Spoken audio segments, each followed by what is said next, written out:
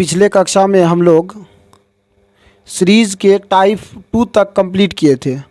आज हम लोग टाइप 3 को समझते हैं। टाइप 3 का पहला क्वेश्चन है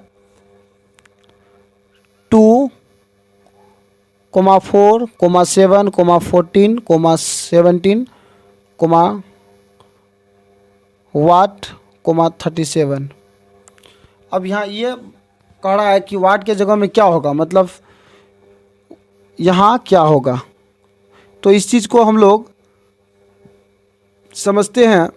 2 और 4 के बीच में क्या संबंध है, फिर 4 से 7 के बीच में क्या संबंध है, 7 से 14 के बीच में क्या संबंध है, 14 से 17 के बीच में संबंध क्या है। इसी संबंध से हम लोगों को पता चलेगा कि वाट के जगह में क्या होगा। 2 और 4 के बीच में हम देख पा रहे हैं कि 2 का अंतर है। 4 और 7 के बीच में 3 का अंतर है। 7 और 14 के बीच में 7 का अंतर है। 14 और 17 के बीच में 3 का अंतर है। ठीक है, तो ऐसा आखिर क्या हो रहा है, कौन ऐसा तर्क है जो इसमें सुटेबल हो रहा है, उस चीज़ को हम लोगों को जानना पड़ेगा। आइए समझते हैं। यहाँ देख पा रहे हैं कि इस तरह से किसी भी प्रकार का कोई पेयर नहीं बन रहा है, तो इसका कोई दूसरा तरीका ढूंढते हैं, दूसरा तरीका से इसको बनाने का प्रयास करते हैं। आइए देखते हैं। रीजनिंग है, इसमें कोई भी तरीका काम कर सकता है, इसका कोई एक तरीका नहीं होता है, अनंत तरीका हो सकती है। इसमें कारण ढूंढना है। तो देखते हैं। 2 और 7 के बीच में देख पा रहे हैं कि 2 और 7 के बीच में कितना का डिफरेंस है, 5 का। 7 और 17 के बीच में 10 का डिफरेंस है। 17 और 37 का बीच में 20 का डिफरेंस है। यहाँ हमको समझ में आ रही है कि 5 गुना 2 और 10 गुना 2 यानी कि गुना 2 का ये है। 4 से 14 के बीच में कितना का अंतर है, 10 का।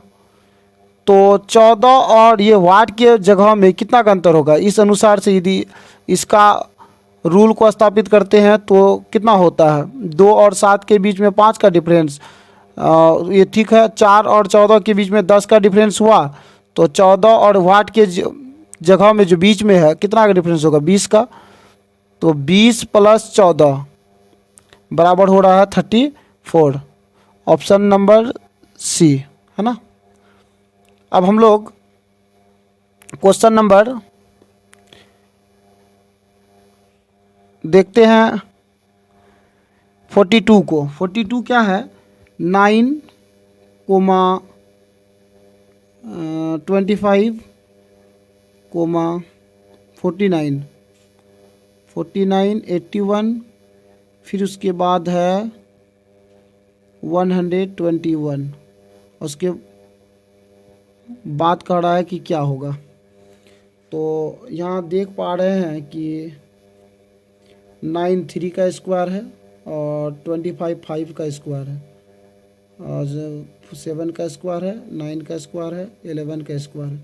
तो 13 का स्क्वायर हो जाएगा 179। यही तो आंसर है ना। तो इसका मतलब वह ऑप्शन नंबर सी होगा। अब नेक्स्ट क्वेश्चन को देखते हैं। नेक्स्ट क्वेश्चन क्या है, देखिए क्वेश्चन नंबर 43 को समझते हैं। क्या है यहाँ, 2, 6, 12, 20, 30, 42। उसके बाद है वाट। तो देखते हैं। 2 गुना यानी 2 और 6 के बीच में डिफरेंस को देख रहे हैं, तो 4 का हो रहा है। 6 और 12 के बीच में 6 का डिफरेंस। 12 और 20 के बीच में 8 का डिफरेंस। 20 और 30 के बीच में 10 का। 30 और 42 के बीच में 12 का। तो यहाँ से समझ में आ रहा है कि 42 और वाट के बीच में 14 का डिफरेंस होगा। तो 42 प्लस 14 बराबर आंसर है कितना हो जाएगा, 4 1 5 यानी 56। ऑप्शन नंबर कितना होगा,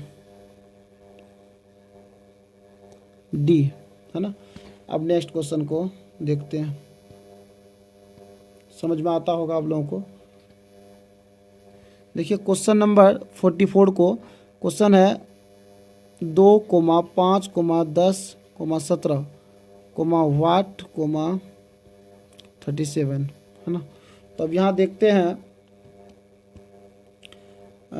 2 और 5 के बीच में 3 का डिफरेंस, फिर 5 और 10 के बीच में 5 का डिफरेंस, 10 और 17 के बीच में 7 का डिफरेंस, तो यहाँ 9 का डिफरेंस। देखते हैं कोशिश करके, और यदि यहाँ जोड़ते हैं 17 और 9 को जोड़ते हैं तो 17 9 हो जाता है आपका 17 3 20 6 26, 26 और 11 37। हाँ, तो इसका मतलब है यहाँ 9 होगा, 9 जुटेगा तो यहाँ हो जाएगा 17 और 9 26। तो ऑप्शन नंबर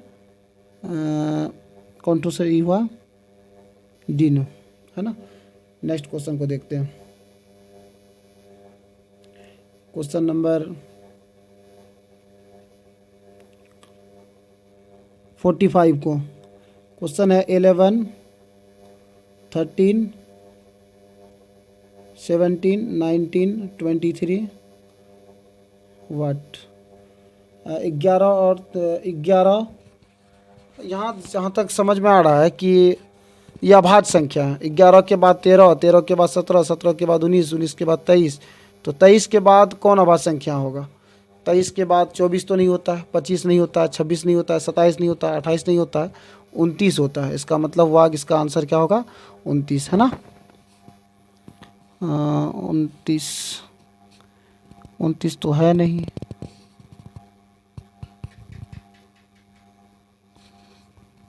उनतीस तो ऑप्शन में नहीं है। पहले एक बार जांच कर लेते हैं अपना। 2 का डिफरेंस, 13 और 17 के बीच में 4 का डिफरेंस, 17 और 19 के बीच में 2 का डिफरेंस, 19, और ये भी तो हो सकता है। देखते हैं फिर भी।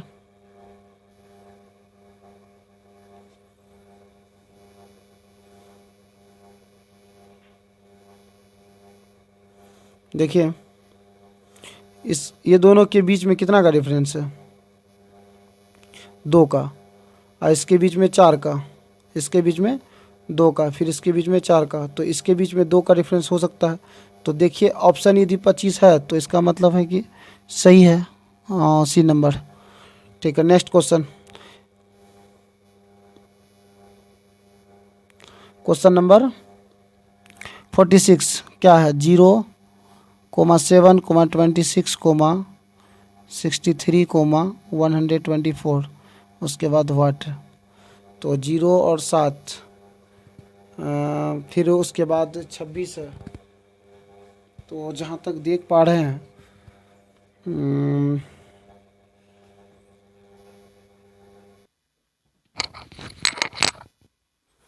यहाँ देख पा रहे हैं कि क्योंकि बहुत ज़्यादा गुना होते जा रहा है, तो 1 का क्यूब करके देखते हैं। 1 का क्यूब माइनस 1 बराबर 0, और 2 का क्यूब माइनस 1 बराबर 7, 3 का क्यूब माइनस 1 बराबर 26, और ये सही जा रहा है। तो ये 4 का क्यूब माइनस 1 हो जाएगा, 5 का क्यूब माइनस 1 ये है। तो हमको क्या चाहिए, 6 का क्यूब माइनस 1।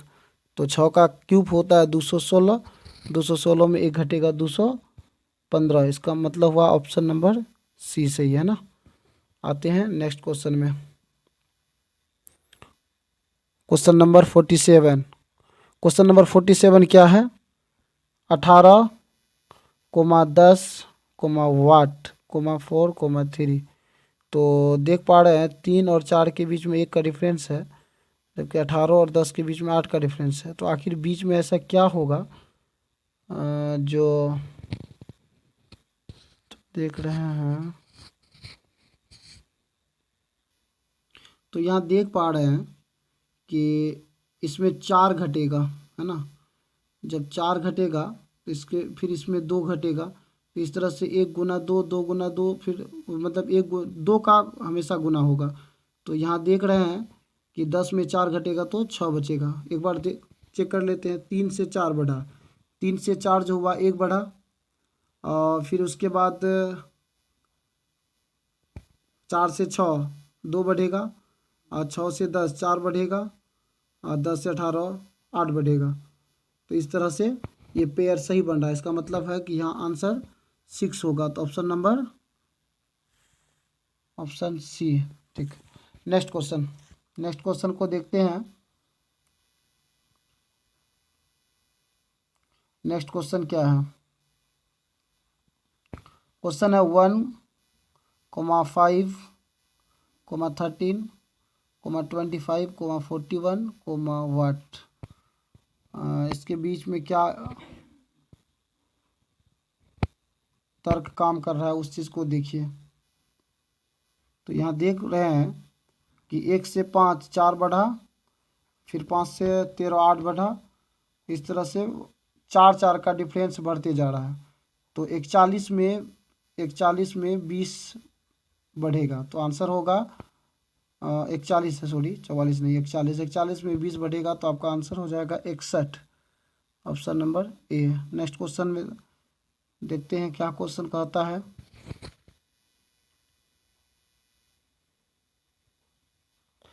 क्वेश्चन है 3, ये हो गया क्या? नहीं, 3,7, 13, 21, 31, यही ना क्वेश्चन है।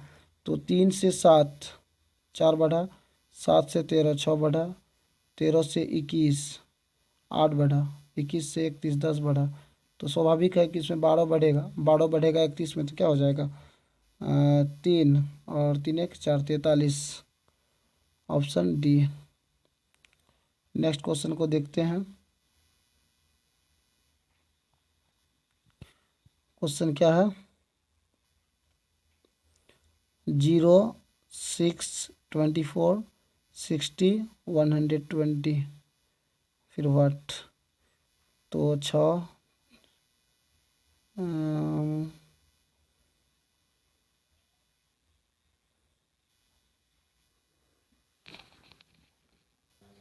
यहाँ देख पा रहे हैं कि 1 का क्यूब -1 करते हैं तो बराबर 0 होता है। 2 का क्यूब -2 करते हैं तो 6 प्राप्त होता है। फिर 3 का क्यूब -3 प्राप्त करते हैं तो 24। 4 का क्यूब -4 करते हैं तो 60। 5 का क्यूब -5 करते हैं तो 120। तो 6 का क्यूब -6 करेंगे तो 216 में 6 घट जाएगा तो बचेगा 210। 210 ही आंसर होगा। तो इसका हो जाएगा ऑप्शन सी सही। तो इसी तरह से आप लोग सभी क्वेश्चन को बना सकते हैं। सभी लगभग इसी तरह का 51, 52, 53, 54, 55, 56, 57, 58, 59, 60 लगभग सभी क्वेश्चन सेम है। इसी तरह का तर्क काम करेगा। अलग अलग तरह के दिमाग लगेंगे सब। कोई ज़रूरी नहीं है कि सब में एक ही तरह के माइंड का यूज़ हो। अलग अलग तरह के माइंड का यूज़ होगा। कोई क्वेश्चन इजी होगा तो कोई क्वेश्चन हार्ड भी होगा। लेकिन आपको हम कुछ बता देना चाहते हैं कि थोड़ा थोड़ा करके बढ़ेंगे तो आप समझिएगा कि प्लस हो रहा है, और यदि थोड़ा थोड़ा करके घटेंगे मतलब बहुत कम कम घटेंगे तो माइनस होगा। मतलब बहुत कम का अंतराल होगा, बढ़ेगा, कम कम बढ़ेगा, कम कम बढ़ना तो प्लस होगा। ठीक है। और कम कम यदि घटेगा तो माइनस होगा। समझ में आ रहा है। और यदि बहुत ज़्यादा एक ही बार बढ़ेगा मतलब कि प्लस के तुलना में ज़्यादा बार बढ़ेगा तो आप समझिएगा कि ये गुना हो रहा है। और अचानक बहुत ज़्यादा घट जाएगा तो इसका मतलब है कि भागा हो रहा है। ठीक है। और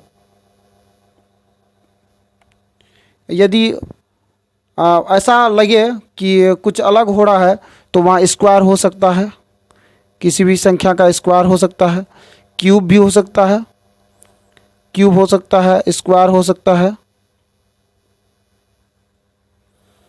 स्क्वायर में माइनस हो सकता है, क्यूब में प्लस हो सकता है, क्यूब में माइनस हो सकता है। तो इस तरह के ही माइंड का यूज़ करना पड़ता है। आपको हम ये माइंड किस लाइन में यूज़ करना, किस क्षेत्र में यूज़ करना है, ये चीज़ आपको समझाने का प्रयास किए। निश्चित है कि आप लोग समझे होंगे। यदि आप लोगों को ये सब किसी भी तरह के मतलब कोई भी क्वेश्चन में दिक्कत हो तो आप लोग कमेंट बॉक्स में उस क्वेश्चन का नंबर डालिएगा और हम आप लोगों को उत्तर देने का प्रयास करेंगे। धन्यवाद।